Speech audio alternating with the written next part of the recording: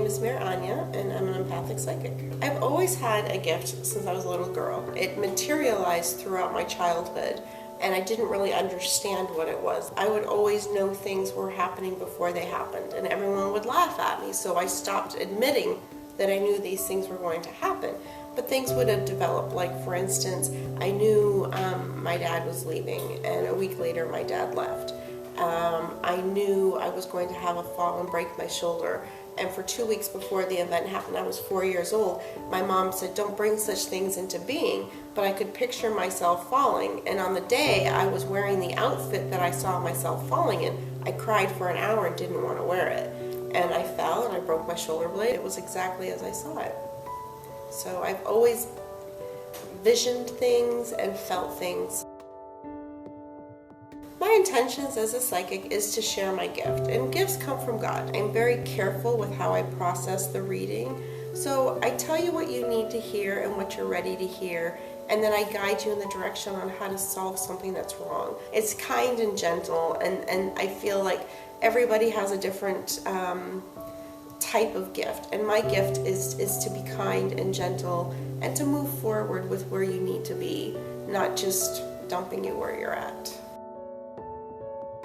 I have a client that felt her husband was cheating on her, and I did tell her that there was fantasies, realities in the past, and that this would reoccur if she didn't confront it and deal with it, and that's exactly what they did. So the cheating was admitted, and they're kind of trying to move forward now.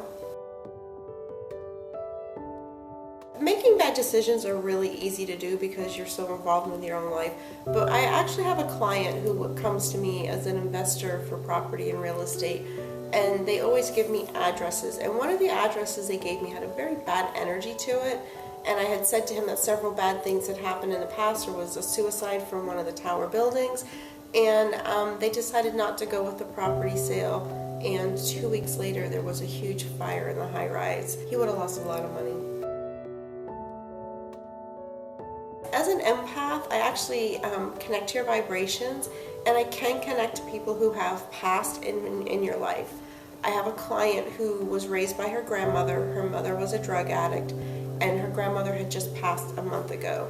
And I was able to say to her, who is the woman sitting behind you? And she's telling me that you wear her nightgown and her bathrobe to connect to her, and she wants you to know that she's there with you. She cried because she did keep the grandmother's old nightgown and night dressing gown to connect, and she does sleep with it occasionally. A lot of times I start my readings by validating something from the past because it relaxes people, and then they can move forward. And then I see the future and I tell them what's going to be happening, time frames that it will be happening in, and what they can do to change or affect if they don't like something that I see. To me, a reading should be like talking to your best friend who knows more about you than you know yourself. And when you leave me, you should leave uplifted and healing, not dependent on multiple readings. My advice comes from the heart. It's what your soul and your energy need to hear.